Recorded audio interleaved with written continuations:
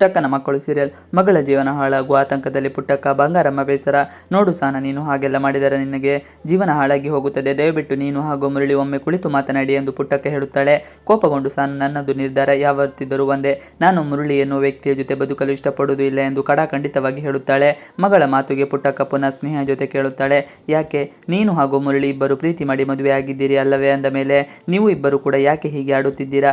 ನೀವಿಬ್ಬರು ಪರಸ್ಪರ ಪ್ರೀತಿ ಮಾಡುತ್ತಿದ್ದರೆ ಎನ್ನುವ ಕಾರಣದಿಂದ ಮುರಳಿ ಜೊತೆ ನಿನ್ನ ಮದುವೆ ಮಾಡಿಸಿದೆ. ಆದರೆ ಈಗ ಆಗಿದ್ದಾದರೂ ಏನು ಎನ್ನುತ್ತಾಳೆ. ಸಹನಾ ಮಾತ್ರ ಮುರಳಿ ಮುಖ ನೋಡಲು ಇಷ್ಟು ಪಡುವುದೇ ಇಲ್ಲ. ವಿನುತಾ ಜೊತೆ ಮುರಳಿ ಮದುವೆ ಆಗಲು ಹೊರಟಿದ್ದಾನೆ. ಆತ ಹೇಗಾದರೂ ಇವಳಿಗೆ ಪಾಠ ಕಲಿಸಬೇಕು ಅನ್ನೋ ಆಲೋಚನೆ ಮಾಡುತ್ತಿರುತ್ತಾನೆ. ತನ್ನ ತಾಯಿ ವಿರುದ್ಧ ತಪ್ಪು ನಿರ್ಧಾರ ತೆಗೆದುಕೊಂಡು ಸಹನಾ ವಿರುದ್ಧವೇ ಡಿವೋರ್ಸ್ ನೋಟಿಸ್ ಕಳಿಸುತ್ತಾನೆ. ಆದರೆ ಅದ್ಯಾವುದು ಸಹನಾ ಜಗ್ಗುವುದೂ ಇಲ್ಲ. ಅಂಥವನ ಜೊತೆ ಅದು ಹೇಗಪ್ಪ ನಾನು ಜೀವನ ನಡೆಸಲಿ ಎನ್ನುವುದು ಸಹನವಾದ. ಮುರಳಿ ನಾನು ವಿನುತಾ ಅವರನ್ನು ಮದುವೆಯಾಗಿ ಚೆನ್ನಾಗಿ ಬಾಳಿ ಬದುಕು ತೋರಿಸುತ್ತೇನೆ ಎಂದು ಹೇಳುತ್ತಾನೆ. ಇತ್ತ ಸಹನಾಗೆ ಪುಟ್ಟಕ್ಕ ಬುದ್ಧಿವಾದ ಹೇಳಿದಾಗ ಸಹನಾ, ನಾನು ಮುರಳಿ ಜೊತೆ ಬದುಕಲು ಸಾಧ್ಯವೇ ಇಲ್ಲ. ನಾನು ನಿನಗೆ ಭಾರ, ಆದರೆ ನಾನು ಈ ಮನೆಯಲ್ಲಿ ಕೂಡ ಇರಲು ಇಷ್ಟಪಡುವುದಿಲ್ಲ ಎನ್ನುತ್ತಾಳೆ. ಪುಟ್ಟಕ್ಕನ ಪರಿಸ್ಥಿತಿ. ಬಂಗಾರಮ್ಮಗೆ ಬೇಸರ. ಮಗಳ ಮಾತು ಕೇಳಿದ ಪುಟ್ಟಕ್ಕ ಏನು ಮಾತನಾಡಲು ಆಗದೆ ದುಃಖವನ್ನು ಮನದಲ್ಲಿ ಹಿಡಿದುಕೊಳ್ಳುತ್ತಾ ಇರುತ್ತಾಳೆ. ಮರುದಿನ ದೇವಸ್ಥಾನಕ್ಕೆ ಬಂದ ಪುಟ್ಟಕ್ಕ ದೇವರ ಬಳಿ ತನ್ನ ನೋವನ್ನು ಹೇಳಿ ಅರಳುತ್ತಿರುವಾಗ ಬಂಗಾರಮ್ಮ ಬರುತ್ತಾರೆ. ಪುಟ್ಟಕ್ಕ ಮುಖ ನೋಡಿದಾಗಲೇ ಆಕೆ ಯಾವುದೋ ಧರ್ಮ ಸಂಕಟದಲ್ಲಿ ಸಿಲುಕಿದ್ದಾಳೆ ಎನ್ನುವುದು ಬಂಗಾರಮ್ಮಗೆ ತಿಳಿಯುತ್ತದೆ. ಬಂಗಾರಮ್ಮನ ಬಳಿ ತನ್ನ ನೋವನ್ನು ಹೇಳಿಕೊಂಡಿದ್ದಾಳೆ ಪುಟ್ಟಕ್ಕ.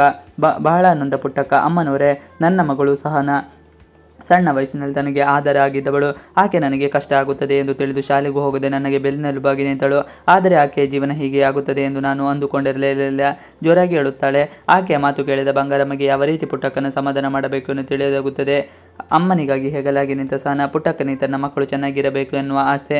ಅದಕ್ಕಾಗಿ ಆಕೆ ಏನು ಮಾಡಲು ಕೂಡ ರೆಡಿ ಇರುತ್ತಾಳೆ. ಸಣ್ಣ ವಯಸ್ಸಿನಿಂದಲೂ ಅಮ್ಮನಿಗೆ ಹೆಗಲಾಗಿ ನಿಂತ ಪುಟ್ಟಕ್ಕನ ಮಗಳು ಸಹನಾ.